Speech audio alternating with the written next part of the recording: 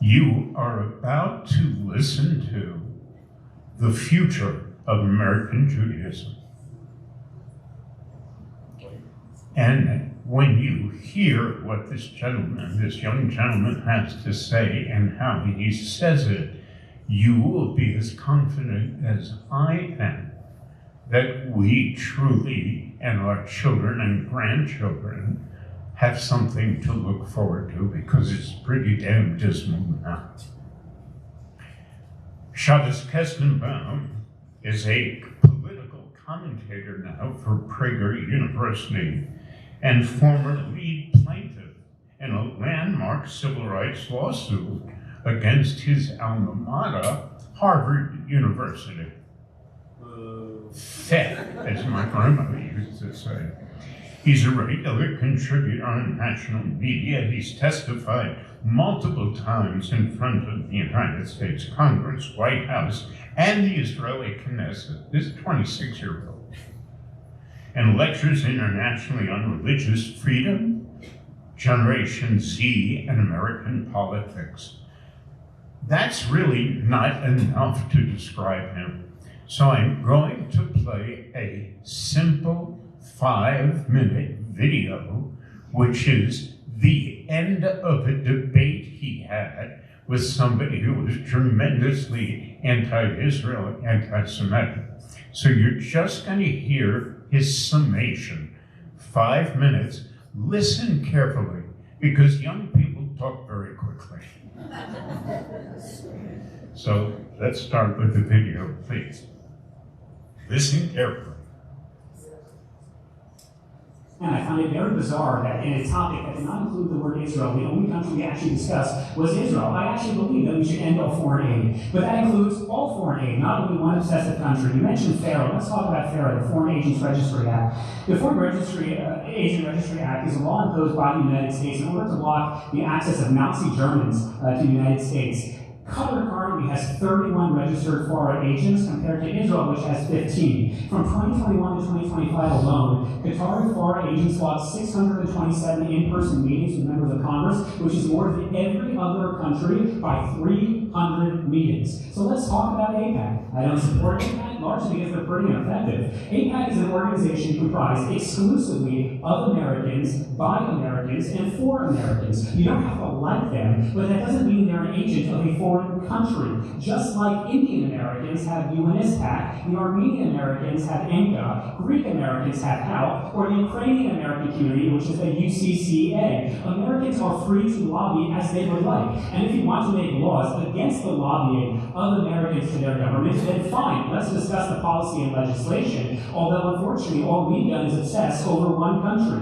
In 2024, it's true, AIPAC is an American lobbying group, just like the NRA or the Chamber of Commerce. They spend roughly $100 million on lobbying and elections. In the same year, China spent $500 million. Japan spent $400 million. Big Pharma, $400 million. Saudi Arabia, $310 million. Qatar, $250 million. But you wouldn't know this because my esteemed opponent is obsessed with only one country and one country only. But what about the fact that Israel controls American foreign policy? Isn't all of our commerce bought and paid for by Israel? If that's true, that somehow Israel controls American foreign policy, then someone clearly needs to explain to me how is it that President Truman forced the Israelis to stop its advances against the Egyptian army in 1948, which actually would have destroyed the Egyptian army unilaterally. President Eisenhower forced the state of Israel to pull back from the Sinai in 1956. President Johnson refused to greenlight a preemptive strike by Israel against the Egyptians in 1967. President Nixon prevented the IDF from crushing the Egyptian Third Army. President Ford forced the Israelis to withdraw from strategic areas under the Sinai II agreement. President Carter pressured the Israelis to fully withdraw from Sharm el-Sheikh. President Reagan applied pressure to Israelis to withdraw from Beirut.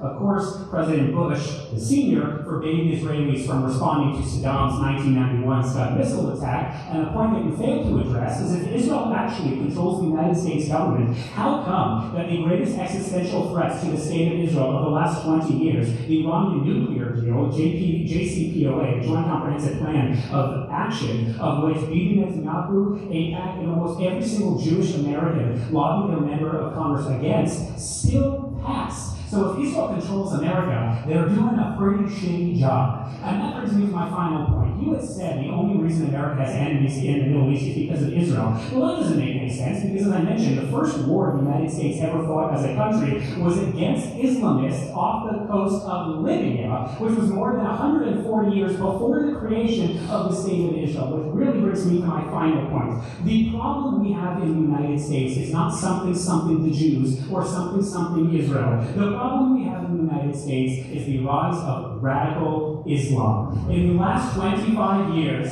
I'm just going to name just a couple of incidents, so indulge me. Nice, France, radical Muslim terrorists. The 2017 Paris attacks, radical Muslim. The recent TSA checks or shoots in airports, radical Muslim. The Underwear bomber, radical Muslim. New Orleans ISIS attack, radical Muslim. Westminster, Boston Marathon, Manchester Arena, Pan Am bombing, Fort Hood, Beltway sniper attacks, the list goes on. Bali bombing, Waterloo Rigby, USS Cole bombing, London Bridge attack, Madrid train, Charlie Hebdo, San Bernardino, US Marines, Beirut bombing, Little Rock Army shooting, Chattanooga military attack, Pulse nightclub massacre, New York City ISIS truck attack, Boulder, Colorado firebombing attack, DC shooting. Jews who wear kippahs are not going to blow you up on subway stations, but unfortunately radical Islamists will. So let's get serious. There have been more than 58,000 Islamic terrorist attacks in almost every country on planet Earth since 9/11. So while we obsess about the only democracy in the Middle East that comprises less than 9 million people, a quarter of whom are Muslim Arabs, the actual Islamists see the weakness of the West and they're going to take advantage of it. So is there foreign influence in the United States? Absolutely. We have just ganged up on the wrong country.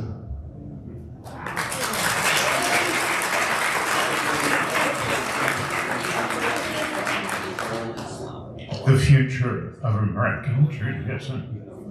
Please welcome this incredible human being, Shabbos Kestenbaum.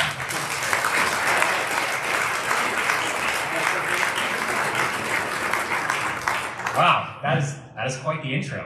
Well, thank you so much, Dr. Ullman. The one thing Dr. Ullman forgot to mention in that not well-deserved introduction, but nevertheless appreciated, he forgot to mention I am in fact single. So if you have any Jewish granddaughters, that is the real reason I do this. I pretend it's the anti-Semitism. Really, I'm just lonely. But it really is such a pleasure. In fact, people often ask me, given the death threats, given the national criticism you get, why do you keep speaking out in support of Israel, in support of the Jewish people, in support of Western civilization? And I always say, because I believe deep down in my heart, if I keep speaking out, I will finally be invited to the Chabad of Aspen summer series to give a talk. So this is really full circle for me. Okay, two very quick disclaimers, and then I will get on with it. Number one, and Dr. Ullman spoke to me about this morning. Ben Shapiro told me a few months ago I talk too fast, which is a little weird coming from Ben, but I have been told I talk quickly, so Alan is going to give me hand signals if I'm talking too fast. If you think I'm talking too fast, you can raise your hand, but I'm not already. Okay, that is a new record. Okay, it was like 30 seconds. I will do my best to slow down, but it is not intentional. I just apparently talk quickly. That's disclaimer number one. Disclaimer number two is normally I use a phone as a timer, and that's because I get distracted very, very easily. In fact, I'll tell you one quick story, distraction number one. I was in a synagogue, I think in Miami a couple months back, and like 40 minutes into my talk, I look at my phone, I look at my timer, and I think to myself, wow, I'm doing really well on time. And it turns out I forgot to start the timer.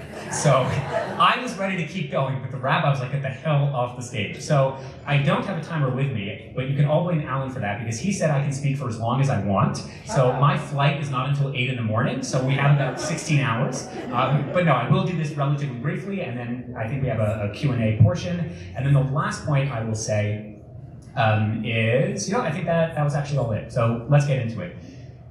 In my mind, the story of anti-Semitism at Harvard University begins roughly 100 years ago.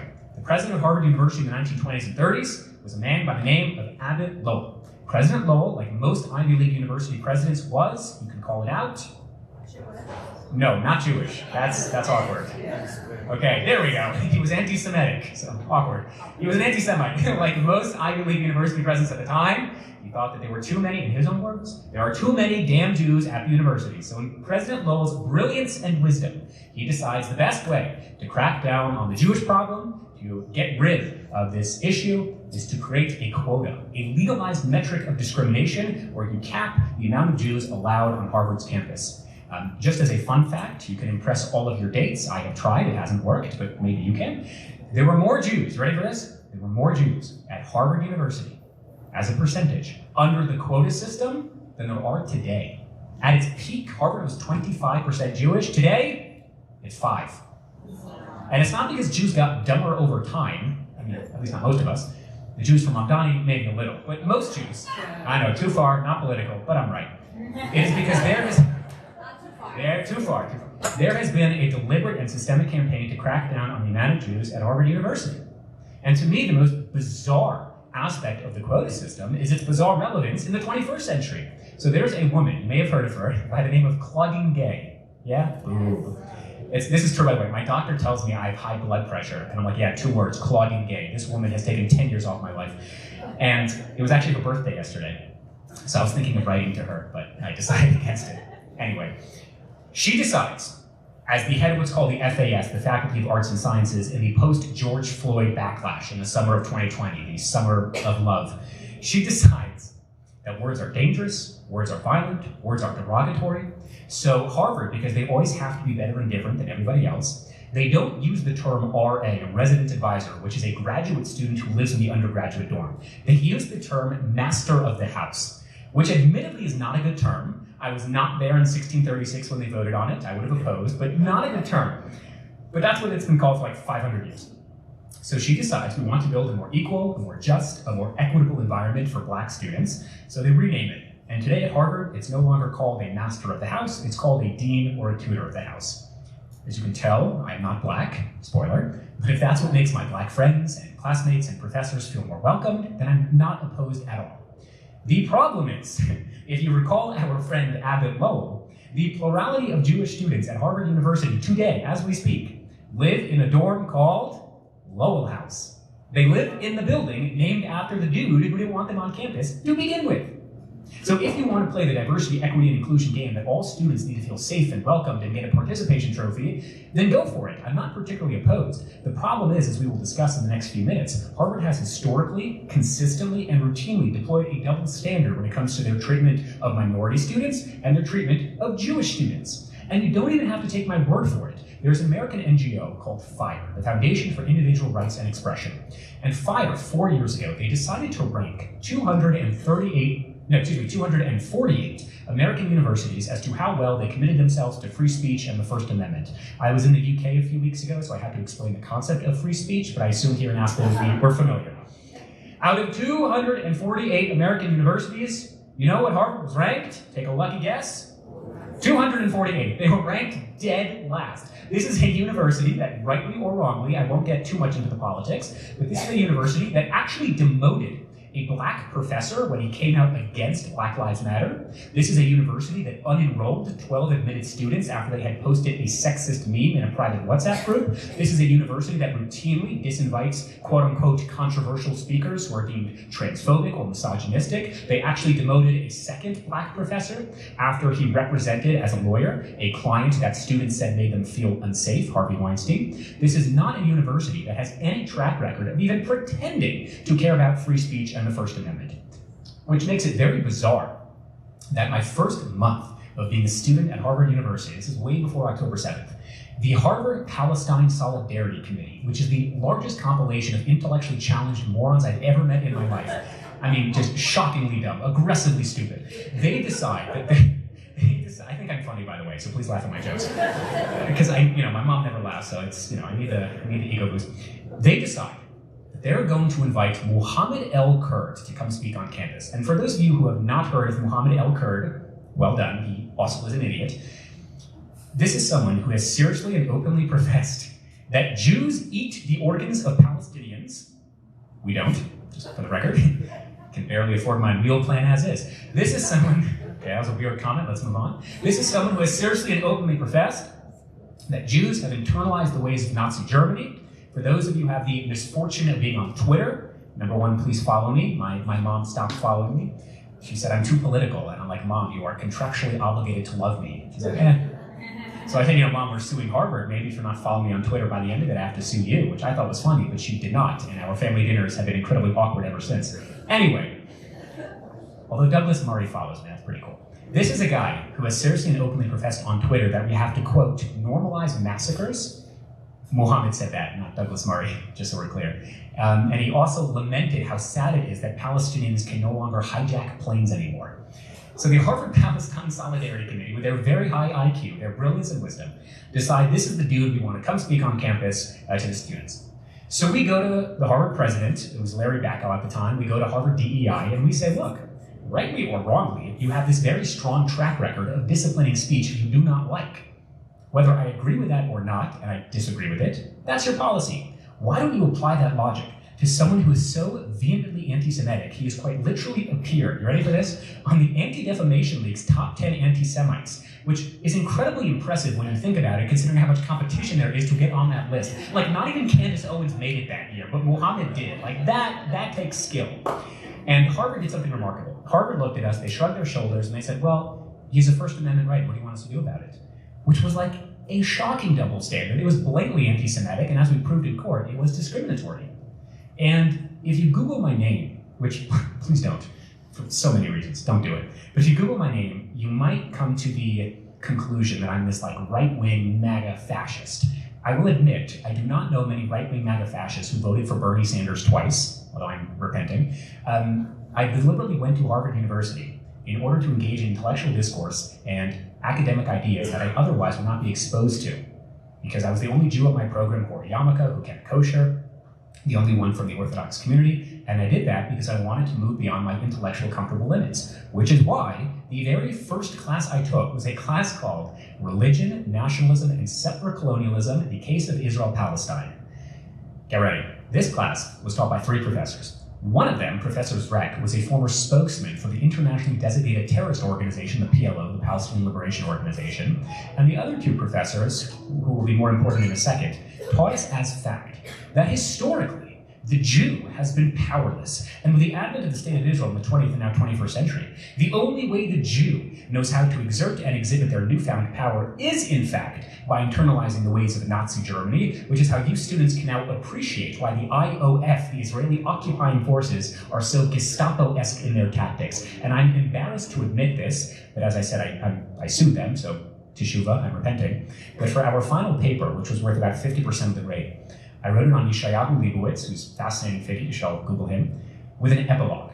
And in the epilogue of my paper, I lied through my teeth, and I denounced the religious Zionist values I had grown up with. I had denounced the State of Israel, and it's actually the only paper at Harvard I ever got an A+ on. And it's not a very good paper, I can promise you. I use like ChatGPT for half of it. And, forget I said that last part. And of those 3 professors, 2 of them teach another course. This course is called Narratives in Displacement, the Case of, take a guess, something very good, the Case of Israel-Palestine. As a side note, I was banned from China for 3 years. I have an arrest record in Poland. It's probably why I'm still single. And if you were to, that was a joke, you don't laugh at anything, okay? Unless it's self-deprecation, you guys are jerks. If you, they didn't treat me like this in Denver. I was told I can't say the D word in Aspen. But if you were to have spent the last, 3-4 years at Harvard, you would literally not know that China and Poland were countries, because the only country that is singularly obsessed and discussed and studied and read is what? It's Israel-Palestine. In fact, the Religion and Public Life department, where I took most of my classes, they have had more than 75 events on Israel-Palestine, which is more events on a country than every other country combined. Obsessed. So this course is very interesting because in addition to being a regular course throughout the semester, they actually take you to what they call Palestine. I say it's what they call Palestine because I read the itinerary, and like the Palestine they take you to is like Ben Yehuda Street, and they pretend it's Ramallah, and the students are too dumb to realize it isn't. So you have to apply. It's very competitive because it's Israel-Palestine. Everyone wants to go. And I apply because, again, I'm not this conservative, insular, misogynistic Orthodox Jew you surmise I must be. So during the interview, these 2 professors tell me, they say, Shabbos, we've never had someone like you apply before. And I didn't know if they meant because my name is Shabbos, which admittedly is a weird name. I didn't know if they meant because I wear a yarmulke, because I don't believe in nuking Israel off the map. And I said, yes, it's so important I go on this trip, because in my Orthodox community, we're not allowed to discuss Palestine, which of course is not true, but that's what they wanted to hear. They said, yes, of course, yes, we know. But we're very concerned. I said, why are you concerned? I kid you not, this is what they said. They said, we're very concerned because if we take you to Palestine, which again is the shuk, and we show you the apartheid, the ethnic cleansing, the Jewish supremacy, the genocide, this is all before October 7th. Through the process of unlearning, which is a term so monumentously dumb, only a Harvard academic can come up with it, you will be so psychologically traumatized from the trip, you will not be able to reassociate yourself back with your Jewish day school, back with your Jewish summer camp, back with your Jewish synagogue, because you will have realized for 23 years they have been feeding you a diet of lies. And we as your professors don't want to be held responsible for that psychological trauma, so they rejected me from the program. One last class. What did you respond? How did you respond? I don't remember what I said. I probably said, yes, that makes a lot of sense, thank you. That's a smart thing to tell me. That's a good question, I don't remember what I said. One last class. This class was called Religion and Peace, the case of, call it out. There we go, okay, I'm not that boring. And if I am, we have like 16 hours, so buckle in. By the way, everything I'm telling you, please fact check me. I'm not lying to you. There is a student at Harvard Law School, Nitzan Plitman. She has corroborated everything I just told you. She wrote an article about this in Haaretz, so unfortunately it's Haaretz, but it's a very good article. You should all read it. Everything I'm telling you can fact check me easily. The professor gets up on the first day of class, and she says, in politics, in media, in academia, the Zionist narrative is the dominant narrative, which in Cambridge, Massachusetts, I guess a lot like Denver or Aspen, we're very liberal in our marijuana laws, but I don't know what this lady was smoking because that is so laughably not true. And she therefore says, in order to understand both sides of the story, we in this class, which again is called Religion and Peace, the case of Israel-Palestine, will not study, will not read, will not learn, will not discuss any texts if they were written by Israelis. And this was a class taught at Harvard 4 years. 4 years. So when people ask me my reaction to anti-Semitism at institutions of higher learning in the United States, particularly on the Ivy League, my reaction is relatively succinct, but it's also incredibly consistent, which is I am shocked, but I'm certainly not surprised. Because this is the inevitable outcome of decades and decades and decades of political indoctrination, masquerading itself as intellectual discourse and academic worth, when it is literally nothing other than a deep-seated hatred of the West, a deep-seated hatred against Israel, and of course, an obsession against the Jewish people. And in the interest of time, which I will be done soon, I promise, I'll jump ahead to October 7th. October 7th, of course, is the joyous Jewish holiday of Simchas Torah and Shemini Atzeres. It's when we complete the reading of the Hebrew Bible.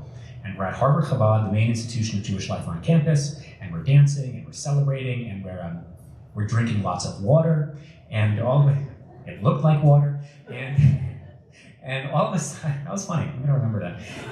And someone write that down. All of a sudden, we hear these rumors that there was a stabbing, no, there was a shooting, no, there was a bombing. I don't need to tell you, by evidence of the fact that you are in this room, but the reality of having the state of Israel in the 20th and 21st century is terrorism happens in Israel. It's not good, we don't like it, but in an almost sick, cynical way, it's like par for the course. I studied in the old city of Jerusalem for 2 years. I learned in Yeshiva Eshet Torah.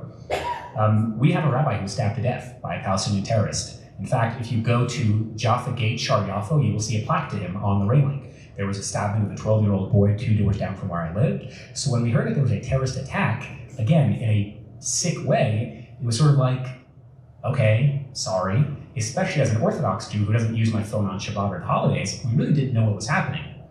The problem was, as the night, really day went on, the rumors persisted and the rumors strengthened, and it became readily apparent that what we young American Jews were experiencing was something we had never actually experienced before, and that's what? Israel as an existential issue. Israel where its legitimacy and its survival, and yes, its like actual existence, is now a question mark. And I'll say something, okay, the next like 2 minutes are a little graphic, so I'll say a funny story, at least I think it's funny. I was speaking in Miami once, and because it's Miami, you know, the average age of the audience is deceased. And, you know, the joke does not land as well in Miami, I have found. They don't really like it. But they also have hearing aids, so they couldn't hear me anyway. So I'm speaking to this group in Miami, and I'm getting to this part of like October 7th, I'm a young Jew. And I tell them, I was 4 years old. I said, I relate to Israel in a very different way. Israel is where my family lives. I go there for Passover break. It's a strong Western country. You don't question its legitimacy in the same way you don't question the legitimacy of Spain or Ireland, or maybe Ireland you should, but like, it's a Western country. You don't question its existence. And I said to this group, I said, I was 4 years old during the Second Intifada. I was not alive during the First Lebanon War. I was not alive in 73, in 67, Suez Canal. And I said to this audience, I said, unlike many of you, I was not alive during the 1948 War of Independence. And they got very offended, like, how dare you, we're not that old. But it actually turns out 3 of them in the room actually fought in the 1948 War of Independence. So I don't know why they were yelling at me. The reason I'm telling you this story is to animate what I was saying earlier. We young Jews, we don't relate to Israel in the way that perhaps some of you do, of like fighting and war. It's just not the Israel we know. The Israel we know are the beautiful beaches of Tel Aviv, the Kotel in the Old City, but to fight for its survival is just not in our vocabulary. And for the first time in our lives, we were now faced with that new reality. And I often say this and people get upset, but you really shouldn't. The story of October 7th, therefore, is not the story of October 7th. Why? Hamas is a dictatorial, tyrannical regime that should be obliterated from the face of the earth. But, bear with me, they're pretty damn clear as to what their objectives are. I mean, you can read their charter online in English, I don't recommend it, but like the eradication of the Jew from the river to the sea is like page 1. So when Hassan Nasrallah, right, the since deposed head of Hezbollah, he couldn't make it today, he sends his apologies, he had stated for years, 4 years, it would be great for all the Jews of the world, in Aspen, in Riverdale, in LA, you should all pack up and make Aliyah, move to Israel, because in Nasrallah's own words, it would be so much more convenient to kill you in one location than having to hunt you down country to country. So when terrorists commit acts of terrorism, it is bad, and there must be a response, but objectively and definitionally, it's what they do. The story of October 7th, therefore, is the story of October 8th. What do I mean by that? On the night of October 7th, as the images in real time on live TV of Jewish women like Naama Levy bleeding from their private areas are being circulated on live TV and in the WhatsApp groups, as the images of Jewish babies like Fear Bibas are being hoarded onto a motorcycle by Muslim men and deported into Gaza, as the images in real time on live TV are being circulated of these mangled, charred bodies of teenagers from a music festival, as all of that is being circulated, 34 student groups at Harvard University, from the Feminist Society to the Muslim group to the Bengali Dance Association, who are terrible, both as moral arbiters and as dancers, they suck.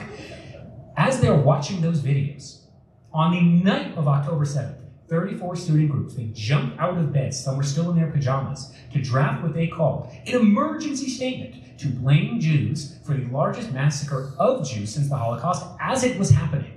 That's not hyperbole, it's not speculation, it's not conjecture. The statement, please fact check me, the statement literally begins, and I quote, "We hold the Israeli regime entirely responsible for all ongoing violence in the Middle East." They wrote this as it was happening. And in fact, there's a great documentary you should all watch. It's from PBS Frontline. It's called The Crisis on Campus. It's on YouTube, it's free. I'm not saying that's why you should watch it, that would be anti-Semitic, but we can make those jokes, Claudine Gay can't. But it happens to be free on YouTube. And they interview me, and I'm not saying that's why the documentary is so good, but it helped. And I give them, my spiel.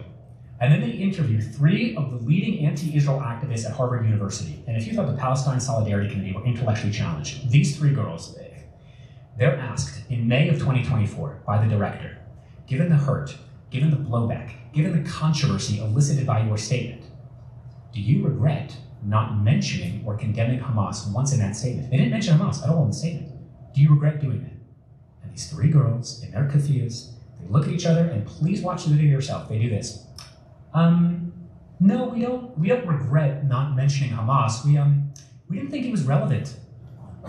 We didn't think it was relevant.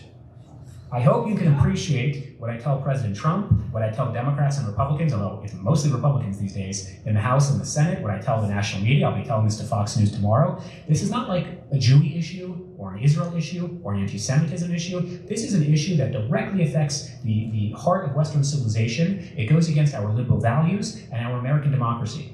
Because yes, it's true, they called for the death of Israel. We also all know the next part of that sentence on these campuses was what? Death to America. Yes, it's true, they vandalized all my Israeli flags. They literally vandalized all of my American flags. I have video of it. Yes, it's true, they drew a swastika on the posters of Israeli hostages. They also destroyed the hostage posters of all the Americans, Keith Siegel and Hershel Goldberg Poland and Omer Nutra. This is a profoundly and uniquely American issue. Why do we care about Harvard, Columbia, Penn, Yale, UCLA, and all these other morally bankrupt institutions? It's because these are morally bankrupt institutions that purport to train the next generation of American leaders. And statistically speaking, I don't think it's true of the future, which we can talk about, but at least historically, statistically speaking, they are not wrong.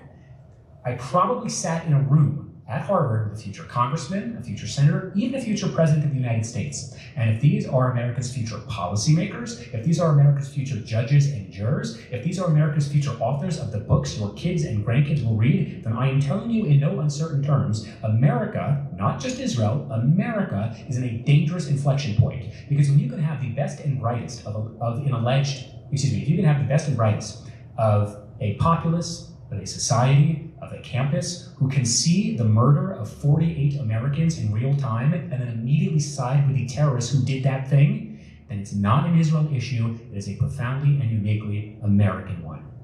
And 2 days after October 7th, the professors at the Religion and Public Life Department, those professors I was telling you about, they released their own statement. And their statement goes on to say, it opens by saying, and I quote, "The great Palestinian poet once said," which is a weird way of starting a statement to describe October 7th.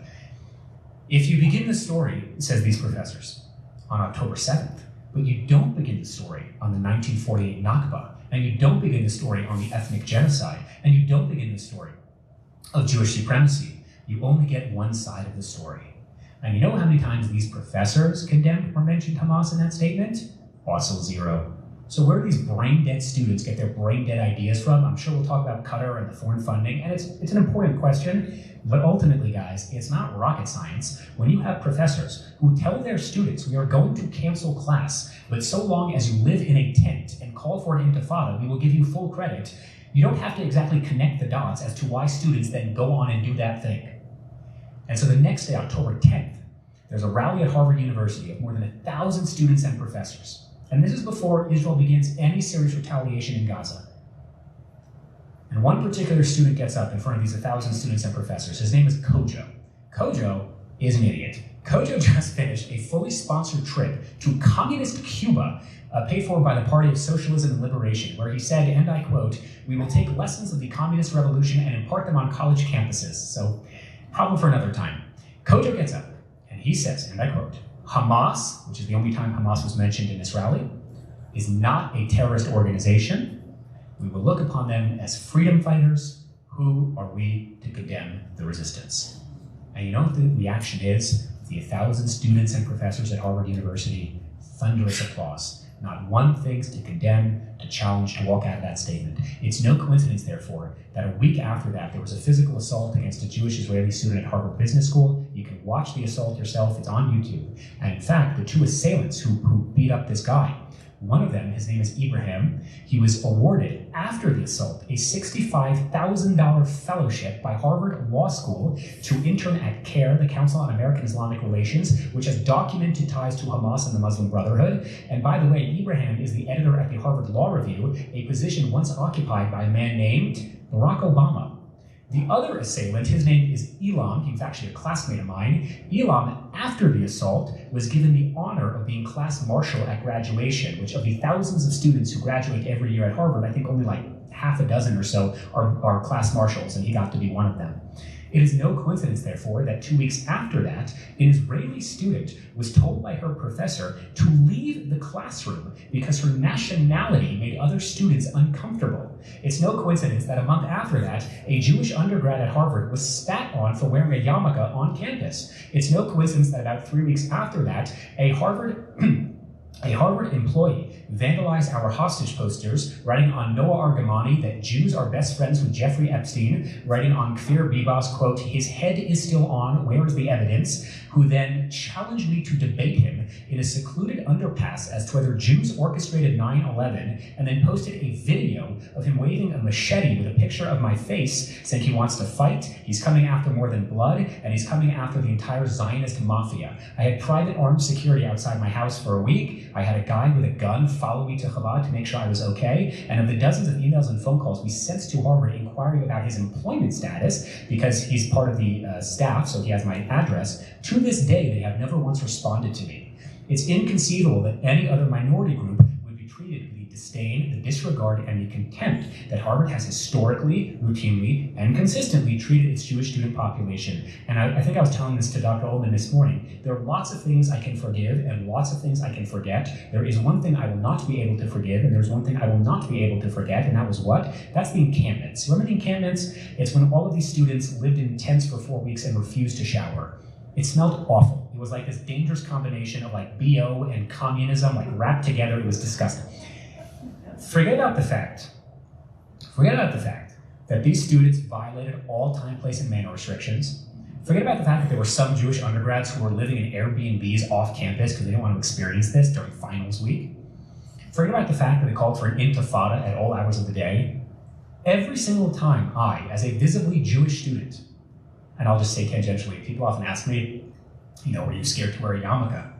And I'm like, my name is Shabbos Kestenbaum. Like, with or without the kippah, I think it's pretty damn obvious. But anyway, every time I walked on campus, I cut through Harvard Yard, I went to my class. Every time I did that, classmates of mine, former friends of mine, when they would see me approaching, they would put on these bright yellow safety vests because they had set up their own security perimeter, which is also interesting because they're part of the DSA and also don't believe in borders, but I digress.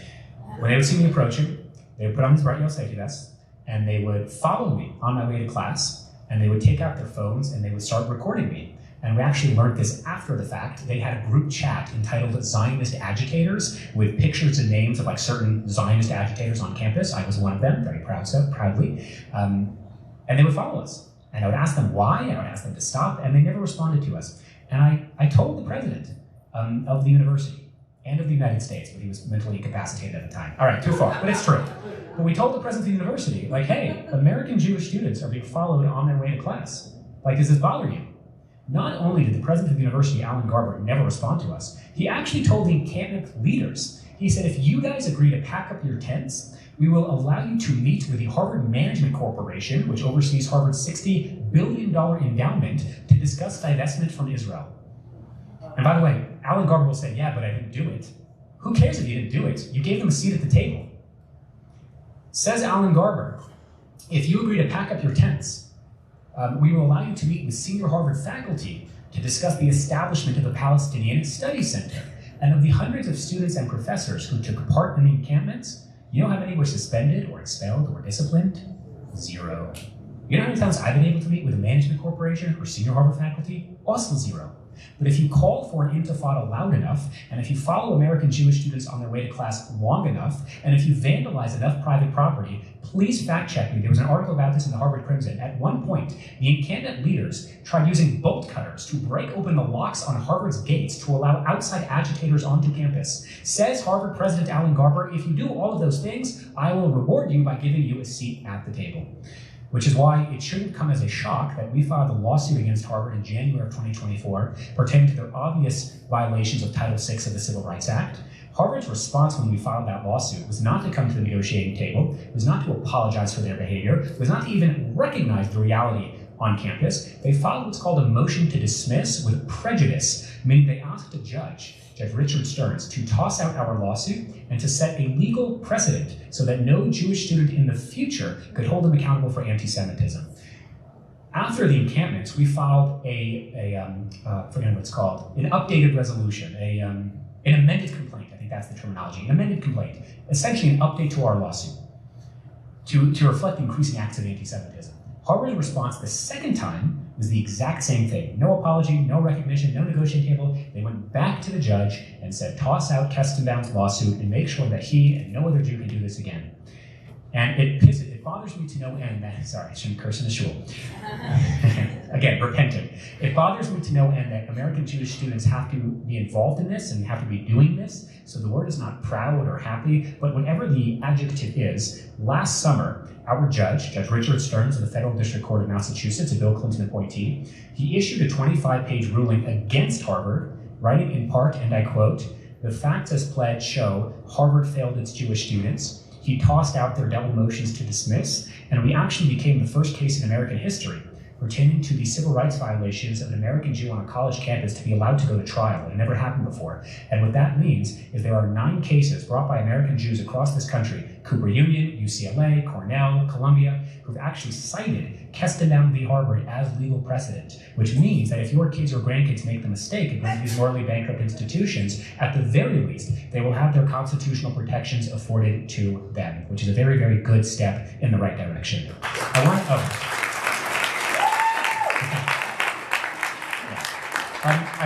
want to close not by focusing on our ideological adversaries, because it's a bit counterintuitive, but if you know who I am from before, which hopefully you haven't, but you probably would have known me for the anti-Semitism stuff. But truth be told, I really don't define myself as someone who combats anti-Semitism, and in fact, if I do define myself as someone who combats anti-Semitism, I'm doing a pretty crappy job at the whole combating anti-Semitism thing.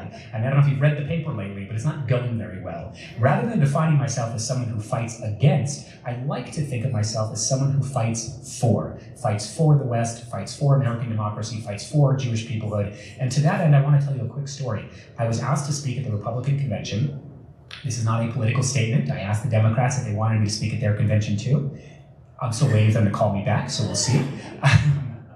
The convention was 2.5 years ago, just so we're, okay, tough crowd. And the morning of my speech, by the way, fun fact, when they asked me to speak, I actually said no, because I was bipartisan, and I didn't want to, and weirdly enough, I'm not going to say who, but there was a Democratic member of Congress who told me I should speak at the Republican convention. Interesting, right? I'm not responding. Anyway, the morning of my speech, limo picks me up, which, by the way, that's a very cool story. I tell that on my dates. A limo picked me up. That's a cool flex. Tell your Jewish granddaughters I said it. Limo picks me up. And they take me to the convention arena, and we do what's called a walkthrough. And a walkthrough is as boring as it sounds like. The stage manager was a man by the name of Eric, and he says, Mr. Kestenbaum, which no one calls me that. He says, this is the podium we're going to use. That's the teleprompter to look at. This is what your hair and makeup's going to look like, which is a little hypocritical coming from the Republicans, right? Because their stance on transgenderism, right? No? All right. You guys don't laugh at anything. It's unbelievable. They're against the trans stuff, but they'll put me in hair and makeup. It's a little hypocritical, no? Okay. Oh my God, you guys are the worst. And he said, as I said, this, took like 2 hours. And he said, do you have any questions? And as you can tell by how I'm dressed, I really don't care how I look. Again, probably why I'm single. I didn't really care about the podium. I'll tell you this sort of off the record. I didn't care what was on the teleprompter, because the speech I gave and what was actually on the teleprompter were 2 very different things. I ad-libbed about 90% of my speech, with the Trump campaign we're not thrilled about, but I'll tell you something funny. The Republican Party is the party of Trump. I mean, it's a cult of personality. I'm okay with it because I kind of like the cult leader, but it's a total cult of personality. So I was scared that they would be very upset with me because I changed the speech and I did not endorse Trump. You can watch the speech. I mentioned his name once, and it's in passing. And I thought they'd be really upset with me. So Don Jr. speaks, I think, like right before me. And watch the video. Trump is falling asleep at his son's speech. Like, it is boring as hell. And then when I speak, Trump gave me a standing ovation. So, the cult leader likes me more than his son. So I was in the clear. And they were not upset with me for ad-libbing this speech. But anyway, Eric, the stage manager, says, Mr. Kestenbaum, do you have any questions? I say, Eric, I have no questions. I'll see you later tonight. This has been really long, really boring. I'll see you later. So I turn around to leave the arena. And I open the door of the limo, crucial detail. And as I'm opening the door, something in my psyche kind of just stops. And I don't really remember how or why or what, but I turn back around. And I say, Eric, I take it back. I actually do have one question. Can you promise me when I give this speech later tonight, in front of 40,000 people in the arena, in front of President Trump, in front of millions of Americans who are going to be watching on TV, can you promise me when I give that speech, the camera that's televising the speech live will be able to clearly see that I'm wearing a yarmulke? It's the only question I asked, because I have 2 friends. Well, I have more than 2 friends, but not by much. But they only laugh at self-deprecation in this synagogue. But I have 2 friends at Harvard who, in response to October 7th, have taken off their yarmulkes. I have a list in my phone I can show you, because I speak internationally, of hundreds of Jewish students, London, Amsterdam, Toronto, who've told me to my face that they've taken off their yarmulkes, they've tucked in their Star of David necklace, they've ceased their involvement with Jewish life on campus. And I thought to myself right then and there, irrespective of the substance of my speech and regardless of the words coming out of my mouth, the only thing I really cared about was that those 2 friends and the hundreds I made along this bizarre journey would be able to clearly see that in the 21st century, young American Jews can and should and must be wearing their Jewish pride as loudly and publicly and confidently as ever before. So literally the only thing I care about. And in fact, thank you. And in fact, you don't have to clap, you just have to laugh at my jokes, which admittedly is harder. But in fact, right before my speech, I was in what's called the Speaker's Lounge. I was eating chips with J.D. Vance. And he is very weird, I'm not gonna lie. The Democrats are not wrong on that accusation. Weird dude, little fruity. And don't repeat any of that, I will sue all of you for anti-Semitism. And as we're eating chips or whatever, this young woman comes to get me. And I'm gonna tell you what really happened because I don't think the rabbi's in the room. It's a very funny story. When I first said this story, I didn't say a young woman came to get me. I said, I was in a synagogue and I said an escort came to get me. It's like she was escorting me. And the rabbi looks at me horrified. And he's like, what do you mean an escort? I'm like, yes. I'm like, oh, no, not that. No, that was for the other delegates. That wasn't for me. So now I'm very careful to say a young woman came to get me. But that also sounds very sketchy. But anyway, a young woman comes to get me. She says, Mr. Kestenbaum, your speech is next. Please follow me. And we walk down a very long corridor. It's actually where I speak and meet with Charlie Kirk for the first time. Story for another time. And we get to a small room backstage. And the small room backstage is 4 people. It's me. It's Lee Zeldin, who at the time was a congressman. Now he is the EPA administrator, for whatever reason. There's like no tree in his district. But anyway, good guy though. Me, him, and Omer Nutra's parents. And hopefully you know the name Omer Nutra, but if you don't know the name Omer Nutra at the time, August of 2024, we said, is the American Jew still being held hostage by Hamas in the terror tunnels of Gaza. We found out a couple of months after the fact that he was actually killed on October 7th, and Hamas kept his body for more than 2 years. This is an American kid. And I go up to his parents, Ronen and Orna, and I tell them, there's nothing I can say, and there's certainly nothing I can do. I just want to add that the courage, the bravery, and the inspiration that you have given me on an individual level is something I will literally never be able to repay for the rest of my life. And I walk out of the backstage room and I give my speech. And if you watch my speech, which you really don't have to, you'll be able to see it from when I enter the stage. What you won't be able to see is 10 seconds earlier with tissues trying to, wipe my tears. And remember, the Republicans had me in makeup, so the mascara was, Women, yes, right? For the men who laughed, a little weird, but women, you get that. And that to me kind of demonstrates that post-October 7th, young American Jews have woken up and are both unable and unwilling to go back to sleep. And in fact, I spoke at Binghamton University in upstate New York over the holiday of Sukkot, where we have the booths outside. And I tell the Jewish students at Binghamton last Sukkot, I say, it's great to see new faces, it's great to see familiar faces, but I can't help but notice there's one face that isn't here, and that's who? Omer Nutra. Omer Nutra was meant to be a student at Binghamton University, and he deferred for the year to volunteer in Israel. And I tell the students, this is not a geopolitical crisis in the Middle East, this is not a hostage affair, this is a story about you. It's a story about your friend, your neighbor, your classmate, and he can't be here because Muslim terrorists are holding his body hostage in Gaza. And young American Jews get that. They get that they are not tomorrow's leaders, which is a stupid term. They are today's leaders. They're the ones who are suing their universities. They're the ones testifying before Congress. They're the ones who are going on media and social media. And in fact, the first thing I did after October 7th was I bought a one-way ticket to Israel. And full disclosure, I say it's one way. That's really because Delta canceled the return ticket because there was a war. But it sounds cooler to say one way, so don't repeat that to your Jewish granddaughter. And I spent 3 weeks digging graves for soldiers who were killed in Gaza. I spent 3 weeks delivering supplies to army bases. I spent 3 weeks playing guitar for injured civilians in the hospital. And they said, please, we've suffered enough. Take us back to Gaza, not this. I have a terrible voice. And I did that because, yes, I wanted to get off of Harvard's campus for reasons I think are relatively evident. But more importantly, it's also because I'm not the most religious dude in the world, but I've never felt more connected to the land of Israel, more attached to the people of Israel, and more proud and confident in my Jewish values. And if you will recall, after October 7th, we were added to all these WhatsApp groups of Jewish moms in the 5 towns of New York saying we all need to donate our hair to Bibi Netanyahu, and only then can the IDF go into Gaza. We donated bulletproof underwear. And so I was the unlucky loser in charge of bringing 25 duffel bags from Boston, Massachusetts of bulletproof socks to Golani up north so they could kill Hezbollah. So I'm bringing in these 25 duffel bags to Boston's Logan Airport on like October 10th, and the Boston Jewish community is absolutely useless because no one drove me to the airport, and I'm not, a pinnacle of health. I was struggling with these duffel bags of socks, and I'm checking in, and as I'm checking in, this is October 10th, there's about 20 people to the right of me, and this Boston's Logan Airport, it's a pretty small airport, and they have American flags, they have Israeli flags, they're blasting Hebrew music, they're throwing candy everywhere.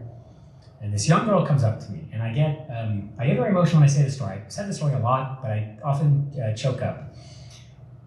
So you can cut that from the video. This young girl comes up to me, and I've never seen her before. I haven't seen her since. I have no idea who she is. I don't know her name. I don't know where she's from. All I know is she cannot have been older than like 12 at the oldest. And this young girl comes up to me, and she says, "Here, I want you to have this." And she hands me an envelope. And I'm sorry. And I'm holding this envelope. And I realize what's inside this envelope. It's dozens and dozens and dozens of $100 bills. And I go to this 12-year-old girl who I had never seen before in my life. And I tell her, I can't take this. And this 12-year-old girl, instantaneously, she wraps her arms around me and with tears rolling down her eyes, starts crying. "Please, please, take it for me and promise me you'll give it to the first person you see in Israel." That's the story of the Jewish people. That's the story of what we're fighting for. And in fact, I do a lot of media, and there's one show that I do that hopefully you haven't heard of called The Piers Morgan Show. It is terrible. And because I'm based in LA and he's in London, when we film it, it's typically around like 6 a.m. my time. And so I do the show, I haven't had my coffee, I'm barely dressed. I log on to the show, and Anna Kasparin is telling me that I've killed Jesus, I killed Palestinian babies, and I'm Hitler. And I'm like, "Lady, I just woke up, what could I possibly have done?" But anyway, Piers once asks me, he says, "Shabbos," and I say, "Oh, is that another guest?" Because I'm Shabbos. He says, "Shabbos." They literally all mispronounce it. They do it deliberately. You should hear how Nick Fuentes pronounces my name. Nick Fuentes once said that just saying the name Shabbos Kestenbaum sounds like a hate crime, which admittedly is very funny. But anyway, Piers says, "Shabbos, we're a year into the genocide. Given the deliberate starvation of civilians, given the deliberate bombardment of civilian infrastructure, how can you, Shabbos, keep defending Israel? How can you do it?" And I said, "Piers, I have never once in my life ever defended Israel, and I have no intention ever to do it." What do I mean by that? The foreign minister of Israel, Gideon Saar, he brought a bunch of American Jewish political commentators to Israel last year. And he brought us to the Kerem Shalom border crossing, which is on the border of Israel, of Egypt, and of Gaza. And he wanted us to see with our own eyes, which I saw. I'm telling you this happened. Go on my Twitter. You can watch the video yourself. He wanted us to see with our own eyes the more than 800 humanitarian aid trucks that were going into Gaza on a daily basis. Feminine hygiene products, baby formula, clothing, medicine, anything you can think of, were on these massive pallets, on truck after truck after truck. We were there for 4 hours just watching trucks go into Gaza. And I'm standing next to a young IDF soldier. I'm not allowed to tell you her name, but she was younger than me. And I ask her, I say, "I'm just curious, because you told us that your job in the IDF is to clear the roads each morning to allow these trucks into Gaza. And by the way, needless to say, we also saw with our binoculars the trucks, the moment they entered Gaza, being bombarded with men with guns taking control of the trucks. But I digress. I asked her, if your job is to allow these trucks into Gaza, I'm just curious, as both an Israeli Jewish woman and a soldier in the Israel Defense Forces, how do you feel about your job?" And she says, "Shabbos, I gotta be honest, I feel a little conflicted." I said, "Okay, why do you feel conflicted?" She says, "I feel conflicted because my cousin is a hostage." And I said, "What?" She says, "Yeah, my cousin's name is Idan Alexander. Idan Alexander was the last living American to be released from Hamas captivity." What a powerful manifestation and affirmation of who we are as a people, that even while our own family suffers, we will nevertheless ensure that no innocent civilian suffers as a result, So no, Piers Morgan, I don't defend that. I don't rationalize that or try to explain it or justify it. I laud and applaud it each and every single day, and I thank God that there's a fighting force like the IDF, because the world would be a much better place if more countries looked a heck of a lot more like the United States and Israel, and a heck of a lot less like, I don't know, Khan Yunis and Tehran. And that's not something I will ever defend or apologize for. I will shout that from the rooftops each and every single day. It's not hard, it's not difficult, it is a privilege that I get to do that. And in fact, my brother, he recently had his second child. The child's first 2 days of existence was spent in a bomb shelter because the child was born the day Iran launched the first barrage of intercontinental ballistic missiles indiscriminately at any civilian they could. The child's bris milah, the circumcision, was on October 7th. The next day, the child's father, he puts on a uniform and he reports for duty in Lebanon with the IDF. And I remember texting him and asking him what was going through his mind. And that child's father, my brother, he responds so succinctly. And he says, what an immense privilege. For the first time in 3,000 years, I have a uniform to put on. What an immense privilege. For the first time in 3,000 years, I have a country to defend. What an immense privilege. For the first time in 3,000 years, I have a land, I have a people, and I have values worth safeguarding. That is the story of the Jewish people. And I'll just say one last thing. I was giving a talk once, and in the middle of my talk, a woman raises her hand, and she says, I want to add something. And for any of you who speak publicly, that is a terrible sign when someone says that. I get death threats weekly from the far left and the far right. I'm very bipartisan. Both sides want to kill me. I've had rocks thrown through my dorm window. I get criticized a lot. Never a good sign. This woman gets up. This is in Aventura, Florida, about 1.5 years ago. This woman gets up, and if you go on my Twitter, I have the video of it. She says, my name is Regina. I'm 103 years old. I'm a survivor of Majdanek. I'm a survivor of Bergen-Belsen. I'm a survivor, and I fought in the Warsaw Ghetto Uprising. I want you all to know, she says, we will get through this because we've gotten through it before. And then she sits back down. And the first time I was with President Trump after he was reelected, it occurred to me the night before that when you're with the head of state, I have this problem with President Herzog of Israel as well. The moment you enter the room, you've overstayed your welcome and you gotta go. You have like 4 seconds. And so it occurred to me the night before, what am I gonna tell the president? Because there are lots of things I wanna tell him, and there are lots of things I wanna ask of him.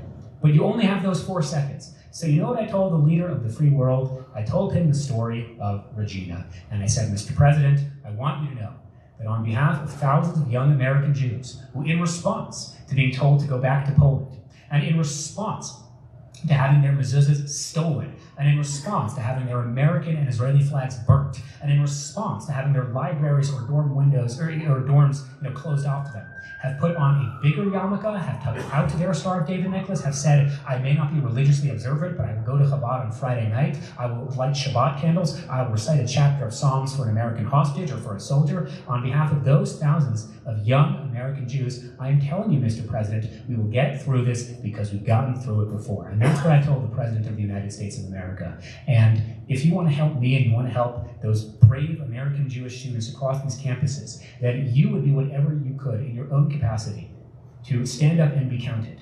And this is the greatest existential threat or existential moment facing the Jewish people since the Holocaust. And you will have to one day answer, either to your maker, to your kids, to your grandkids. What is it that you were doing when those Jewish people were facing that greatest existential moment? And I like to think that I will have some answer. I can't guarantee the result of it, but I can guarantee I did something. And I would expect and encourage and hope that all of us can have answers as well. And I'll say one last story and then I'll shut up. I went to Harvard not to sue them, fun fact. I went to Harvard to study the Holocaust. That's why I'm depressed all the time. The worst, absolute worst job to have in Auschwitz was something called the Sonderkommando, which I'm sure many of you have heard of.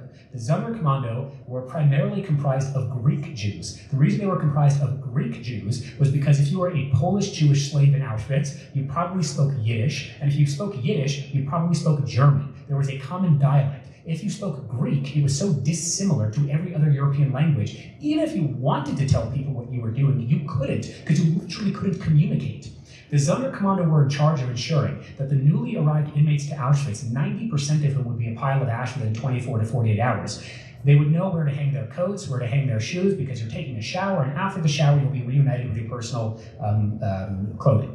Of course, it was a lie. It was really an 18-minute shower of gas. After those 18 minutes and the Zyklon B had been diffused, they would open the vents. Oftentimes, the Sonderkommando would have iron hooks where they would take a body, put it on an elevator shaft, go up one flight to the crematoria. Gassing Jews was very quick and efficient. Burning them was very difficult. The Nazis never really figured out an efficient way to get rid of the evidence. The Sonderkommando had the job of doing all that, and they realized in the spring of 1944, which is when the deportation of Hungarian Jews began, that the end of European Jewry was happening. They thought that this was it, because one of the hallmarks of knowing there's a genocide is when Hitler was losing the war, rather than retreat or rather than put more efforts into fighting the war, he did the opposite. He put more efforts into killing Jews rather than fighting the Soviets. So it took the Nazis about 3 months to deport all of Hungarian Jewry, whereas it took them like 3 years to deport all of Polish Jewry. So the Sonderkommando thought to themselves that they had to take a final stand, they had to do something. So to make a very long story short, they smuggled in ammunition from the women's camp, and they were able to stage a revolt. They blew up Crematoria 4. It was never used again throughout the duration of the Holocaust. They killed 3 Nazi SS guards. They cut the electric barbed wire of the fence. About 120 of them were able to escape. 20 of them are actually thought to have survived the war. It was the most successful revolt in the history of Auschwitz. Does anyone know the date of the Sonderkommando revolt? It was October 7th.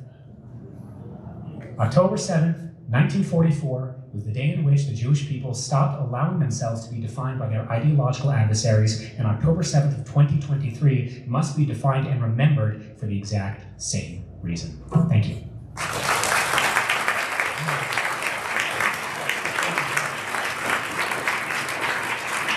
Thank you very much. Appreciate it. Thank you. I really appreciate it. Thank you. Please stick around. We'll open to the questions from the floor after I ask 1 or 2 brief questions to this incredible individual.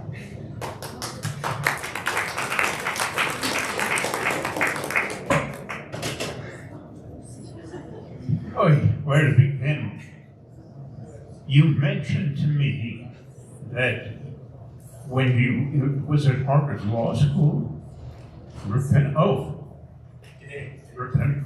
give us that story, please, and slowly. That's how I wanted to go. Slowly. Sure. So why did I end up, or how did I end up in Harvard Divinity School? So as my name Shabbos might suggest, I come from an Orthodox family. I was born on Shabbos. There, ergo the name. And I know what you're thinking. I was born on Shabbos too, but my name is Sarah. I've heard it all before.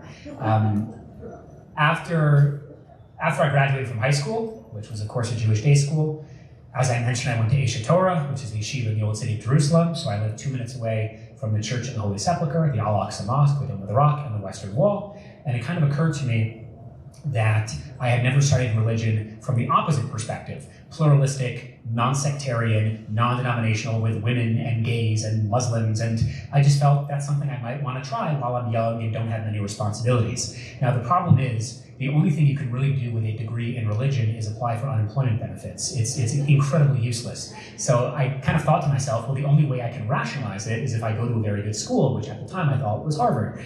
Lo and behold, I got in. I'll actually tell you this, not to brag, but it's kind of funny. I got a full scholarship, and then they actually paid me to go to Harvard. So I always make the joke, if I don't think Harvard was anti-Semitic beforehand, they're definitely anti-Semitic now, because like they gave me money to go, and then I thanked them by suing them. But I digress.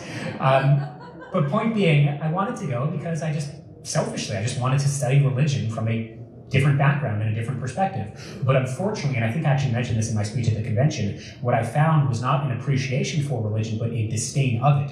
So many of my classmates, first of all, never even read the Bible, but they used the Bible as a tool, or they hijacked the Bible to propagate their political narrative. And of course, their political narrative was very, very left-wing.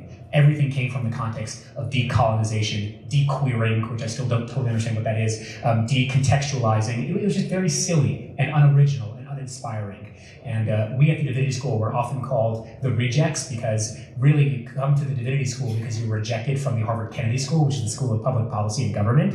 So the next best thing is to kind of just use the Bible as a political agenda, which I found really disheartening. I was mentioning to you earlier, I think, that one of the ways I began to doubt my preconceived political notions, because again, I was a leftist. I don't know if I said this. I voted for Bernie twice. I knocked on doors for Barack Obama when I was 9 years old. I marched at the Supreme Court when Roe v. Wade was overturned. I marched with BLM.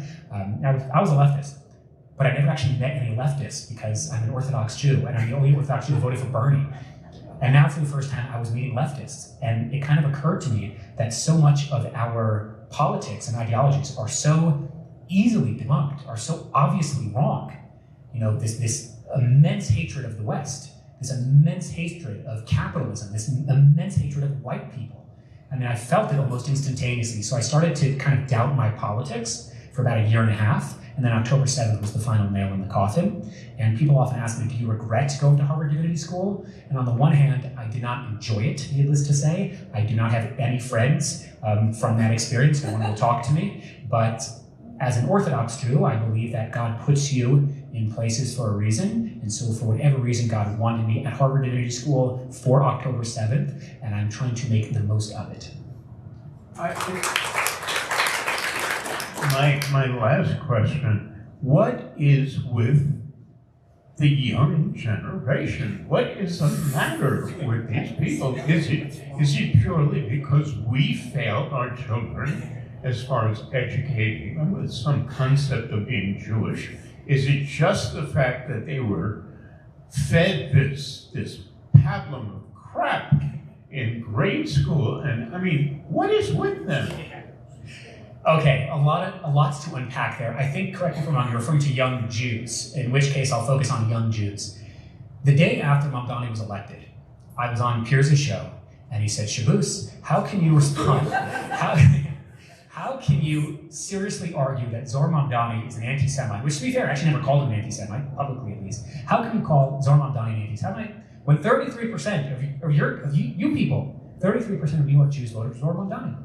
And I said, Piers, if you look at the Hebrew Bible, for example, the Erev Rav, the mixed multitude, if you look at Jewish history, and I don't mean Jewish history of the Yavsektia, but I mean like recent Jewish history, unfortunately, the greatest existential threat to the Jewish people is not a Hamas rocket. That's bad, but we have Iron Dome. The greatest threat is not the Strait of Hormuz. That's bad. We can navigate around it. The greatest existential threat to the Jewish people are Jewish people. And I wish that wasn't true, but historically and biblically, it has literally always been true. You know, I'll give you one quick example. Again, because I went to study the Holocaust. I'm sure you haven't heard the name of Stella Goldenschlag, because why would you? She was a Jewish woman. I'm almost positive she was actually raised Orthodox, but I could be wrong on that. She ratted out her parents to the Nazis. She then married a Nazi, actually. She ratted out her entire community to the Gestapo. But she was Jewish, so it can't be anti-Semitic, right? Because she's Jewish. It is such a crazy argument. And I once debated Peter Beinart. And Piers wanted me, because he's a sensationalist, he wanted me to call Peter Beinart an anti-Semite. And I said, Piers, outside of Harvard University and Candace Owens, I don't actually call people anti-Semitic. I really don't do it. I don't care if Peter Beinart is an anti-Semite or not. It doesn't faze me. What I do care about is his ideas are so wildly dangerous and so remarkably stupid that it would, in effect, cause 7 million Jews to become stateless overnight. Whether you want to call that anti-Semitic or not, I don't care. I care that his policies and his ideologies are terrible, and that's what I'll fight him on. So in terms of young Jews, it is true, roughly 33% of New York Jewry voted for Zohar Mamdani. But it is also true, if you look at the statistics, of those Jews who voted for Zohar Mamdani, the overwhelming majority, upwards of 85%, have zero affiliation with the Jewish synagogue, have not been to Jewish day school, can't point to Israel on a map, can't speak Hebrew, can't identify a mitzvah outside of Tikkun Olam, which I hate to break it to you guys, out of 613 options, Tikkun Olam is literally not one of them. It is not a mitzvah. It's a nice thing to do, but it's not a commandment. They can't speak Hebrew, they have never been to Jewish summer camp, so if you really want to invest your money, your resources, and time, it's not more Holocaust museums. And again, I've been to many Holocaust museums, and we should all go to the Holocaust museums here. I think there's one in, you were telling me there's one in Aspen. Go to them. They're very good. But don't build more of them. We have enough. Don't give your money to institutions that insist on just combating anti-Semitism. We're going to have another gala dinner. We're going to have another fellowship. Because A, it doesn't work. And B, if you really want to meet the moment of October 7th, you would ensure, bear with me, there's not a single American Jewish kid today going to public school simply because their parents can't afford Jewish day school. Every single American Jewish kid gets to go to Jewish summer camp, fully subsidized at least once. Every single American Jewish kid gets to go to Israel, fully subsidized at least once. Every single American Jewish kid knows where the nearest Chabad house is. That is infinitesimally more important than any stupid anti-Semitism fellowship that will not work. It is ensuring that young American Jews have positive associations and a positive affinity towards their Judaism. Because I can tell you, as you just asked in your question, when they don't have that thing, they are going to be voting for Mamdani. They were going to be on the other side of the encampments with Palestinian flags calling for an intifada. I know this directly because I know those Jewish students who were doing those things. And I can only imagine if they had an educator, a role model, a parent, a rabbi, who showed them that there is a Torah, there is a Bible with their name on it, waiting to be learned. Perhaps they would have been on our side of the encampment and not with the jihadis.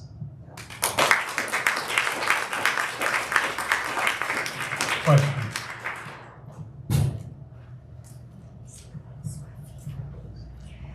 Anything else you want to say? If there are other questions, I could rant for like 3 more minutes, but... Hi, Shabbos. Thank you for being here. I am intimately familiar with your work on social media and the internet, and I'm a huge fan. And I just think, one, you're the most articulate and smartest person out there doing what you're doing. I will tell my mom you said that. Thank you very much.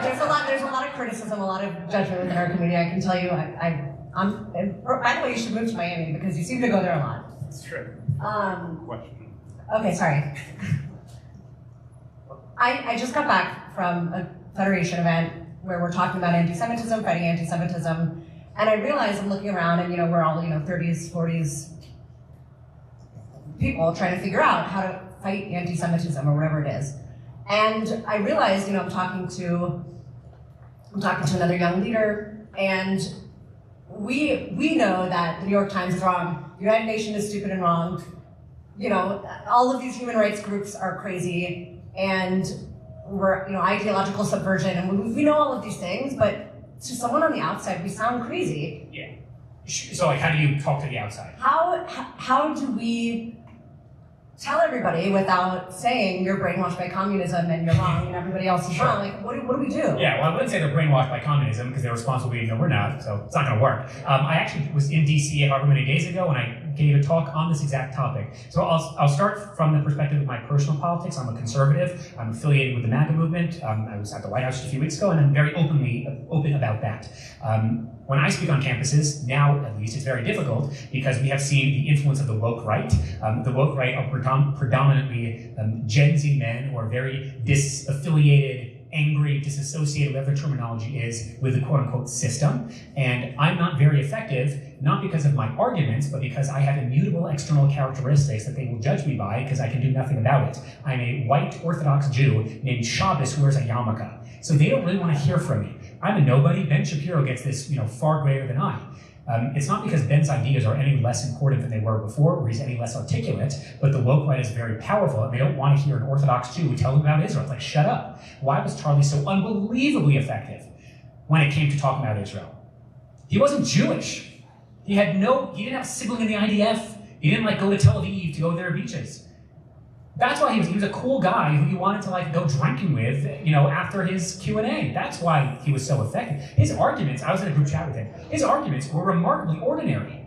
They were very similar to the arguments that basically any pro-Israel activist would make. In fact, the day before he was killed, September 9th, he was on a Zoom call with Josh Hammer, who's obviously an Orthodox Jew, with Rabbi Pesach Wallach of Israel 365 and 4 other people who shall remain nameless. And he asked them, I'm really concerned about how young Gen Z men are super anti-Israel. What can I do? What are some better arguments? How can I be more effective? The night before he was killed, he was asking an Orthodox rabbi, how can I be a better communicator on Israel? So when I talk to conservatives, because again, I am a conservative, I don't really focus on what I think pro-Israel activists make the mistake of doing, which is Israel is just like any other country. It's a Western democracy, and we have gay pride parades in Tel Aviv. If you tell that to a conservative, at best they won't care, and at worst, they actually don't like those things. The gay pride stuff, okay, sure, but that doesn't speak to me in any measurable way. I love the United States, specifically because we're so dissimilar to every other country. If I thought the United States was just like any other country, why would I live here? It's really expensive.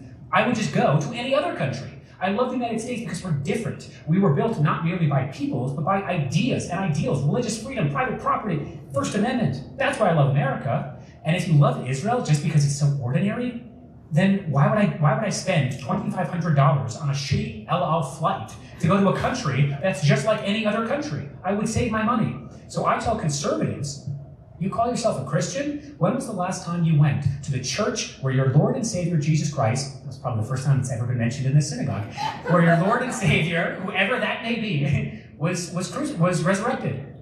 How come you haven't been to the church of, not you, how come you, the Christian conservative, how come you haven't been to the Church of the Holy Sepulchre? How come you have not been baptized at the Jordan River? How come you haven't walked the Via Dolorosa? Go to the place where your Bible and your religion and all of your values as a Christian come to life. Because Israel is so dissimilar. You can't get that anywhere else. You can't get, as a Christian man or a Christian woman, free access and the protection of all of your holy sites. That's why you should come to Israel. So that's what I tell conservatives. I also tell them there's no other country that's battling Islamists outside of the United States the way that Israel is battling Islamists, and they're proud to do it. This is a country that is spending more on their military as a percentage of their GDP than almost any other country on planet Earth. I think those are really effective, strong arguments. In terms of how you speak to the left, I don't think you can. I'm not referring to the Democratic Party, I'm referring to the left. The left are the far left, the Mamdani, the El Sayed. There's always going to be about 20% of the campus, the society, the populace who we will literally never convince of anything. But the 20% can be really effective in convincing the 80%. So we have a golden opportunity to tell the 80%, you might be disaffected or disillusioned with AIPAC or Gaza. Are you really going to elect El Sayed? Someone who tried rationalizing a fellow Islamist driving a truck through a Jewish preschool in an attempt to massacre kids?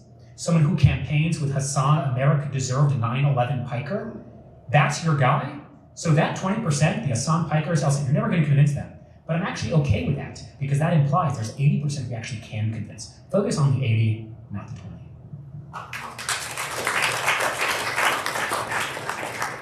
Yes.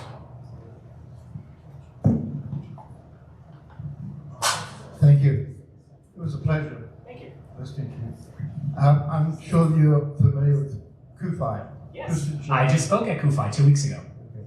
I'd like you to comment. Kufi has more members than there are Jews in America. Yes.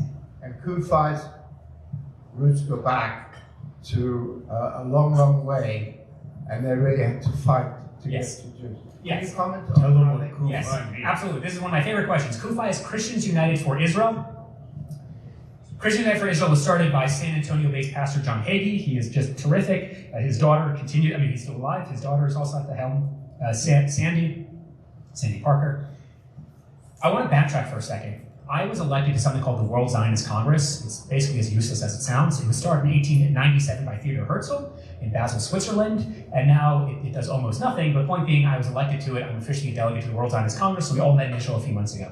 There is a push that I very much support that would allow non-Jews to be part of the World Zionist Congress, because A, it's not called the World Jewish Congress, that's something else, that's Ronald Lauder's thing, but it's the Zionist Congress. There are more Christian Zionists than there are Jews on planet Earth.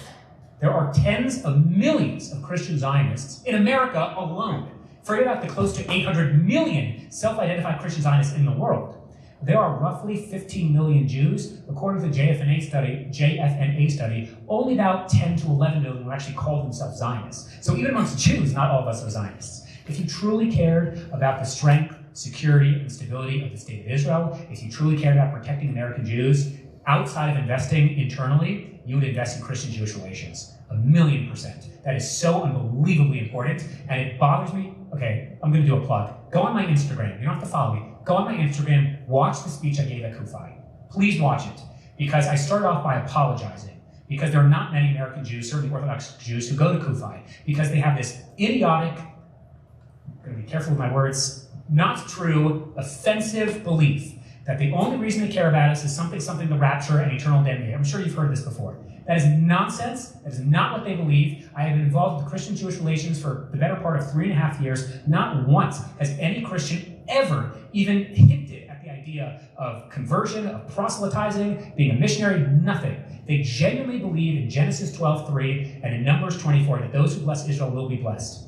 That's their belief. It has nothing to do with converting us. And it's offensive to them when they hear us Jews talking like about that. And it's a garbage notion, and when you hear Jews talking about that, we have an obligation to call them out for it. And I told these Christians that as much as you pray for us, I want to make it clear I pray for you. Because there is no Christian America and Jewish America. There's simply the American people. And we have a common enemy, but we also have common values, shared values. And the Christians United for Israel is just a fantastic, excellent organization. I'm so proud to be part of it. Please watch my speech. It was only 10 minutes long, and it really articulates everything I believe in as pertains to the Christian American community. I even quoted from the book of Matthew, and I had no problems doing it, because it's well done, my good and faithful servant. Because you know what Christian Zionists are also facing on their college campuses? They're also facing the crap that I experienced. They've been spat on. They've lost their friends. They get death threats. And in fact, this is very therapeutic for me.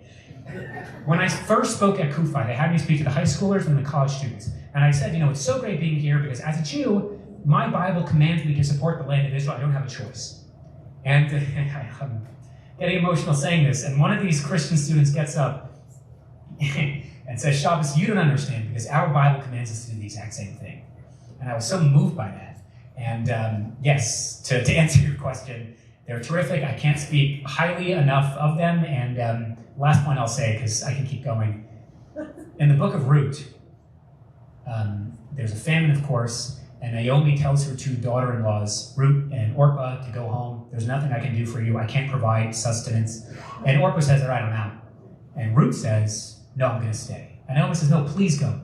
And Naomi says, no. And Ruth says, no, I'm staying. Because your people are my people. Your God is my God. Where you go, I go. And you know what Naomi says when Ruth finally tells her that? She accepts it, and she welcomes her and embraces her. And I tell, the thousands of people in this room when I gave this speech, I said, we Jews have not done a very good job at emulating Naomi. Because you as roots, you have said, where you go, I go, your people. And we said, no. And that's not biblical. That's not what we're commanded to do. And some of my best friends are my Christian friends who I genuinely pray for each and every single day. And I hope that as Jews, we can start saying that a lot more openly and publicly than we currently are. Ladies and gentlemen, the future of American Judaism. Thank you so much. Thank you, I appreciate it.